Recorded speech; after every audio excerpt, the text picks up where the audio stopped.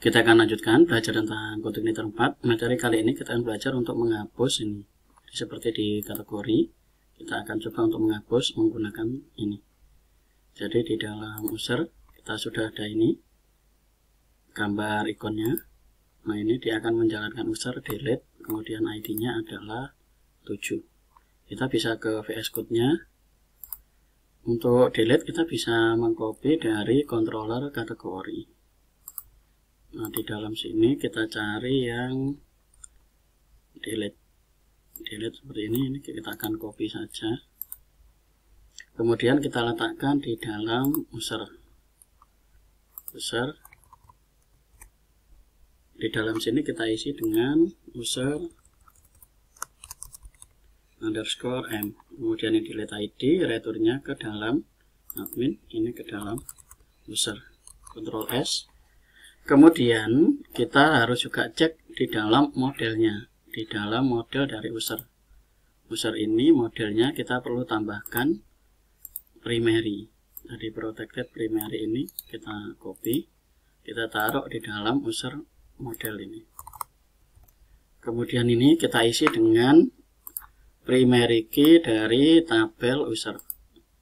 Primary key dari tabel user, strukturnya adalah ID user. Ini primary key. Kita copy, kita taruh di dalam sini. Kita Ctrl S, kita akan lihat hasil di dalam sini. Kita bisa ke sini, kemudian kita next. Kita akan hapus yang 4 ini. Nah, ini dia sudah terhapus, tinggal 3 ini. Itu cara pembuatan delete. Langkah berikutnya adalah kita akan mengaktifkan ini banned ini.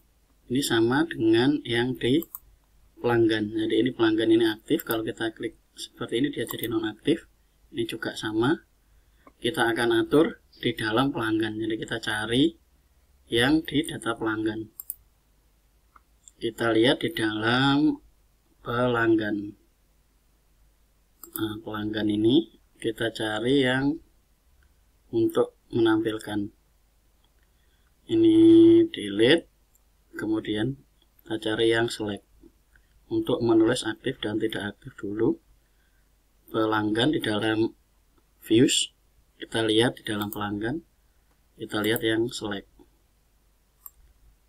Nah, select itu di dalam sini ada status aktif dan non aktif. Ini diambilkan dari sini href-nya. Href ini menggunakan ID pelanggan. Ini kita akan copy saja dari sini. TD open, ini TD close, kita akan copy. Kita taruh di dalam user, select user. Select user ada di dalam sini select.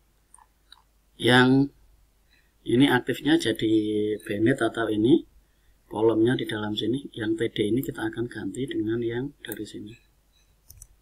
Ini kita dapatkan admin, kemudian ini pelanggan ini kita akan ganti dengan user.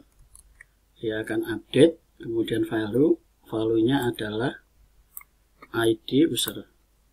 ID user. Kemudian di dalam sini ini aktif. Nah, kemudian di dalam sini adalah value aktif. Kemudian yang di sini dollar aktif yang diambilkan dari dalam sini. Kita bisa Ctrl S dulu. Kita akan lihat hasilnya. Kita refresh di dalam user. Nah, ini keluar dia adalah aktif atau banned di dalam sini. Kalau kita klik dia aktif, nah ini dia 7, 1. Kalau dia banned 8, 0. Kita sudah dapatkan ini, kita akan buat function namanya update. Sekarang kita akan lihat di dalam pelanggan. Di dalam pelanggan controller kita akan copy saja dari controller pelanggan yang update. Nah, ini pelanggan. Kita cari yang update. Nah, update ID 0, kemudian ini bisa kita copy saja, sudah jadi. Supaya cepat. Ini. Yang penting kita tahu cara kerjanya. Ini kita akan ganti dengan user pelanggan ini. User. Kemudian dalam sini isi 0, isi 1, kemudian aktif, isi. Ini update ID, kemudian ini kembali ke user. Admin slash user. Kita Ctrl S. Jadi 0 sama 1. Kita bisa refresh. Kita aktif. Nah, ini jadi banned. Kalau banned jadi aktif. Ini jadi aktif. Ini bisa kita lihat di dalam browse. Ini aktif semua. Jadi kalau nanti saya banned, nanti dia akan jadi banned. Ini jadi 0 dan 1. Bisa refresh. Nah, ini dia berubah jadi 0.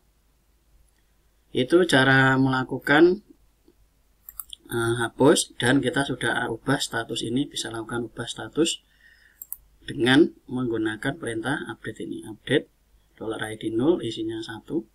Kemudian di sini dalam sini kita atur pas $ isinya 0, kita isi dengan 1. Kalau tidak 0, berarti di ALS-nya kita isi dengan 0. Data aktif kita isi, kita masukkan ke dalam model update ini dengan mendapatkan $id yang didapat dari dalam sini, dari dalam URL ini. Itu caranya. Kita sudah menyelesaikan untuk proses hapus dan status banned ini. Kita akan lanjut ke materi berikutnya. Terima kasih.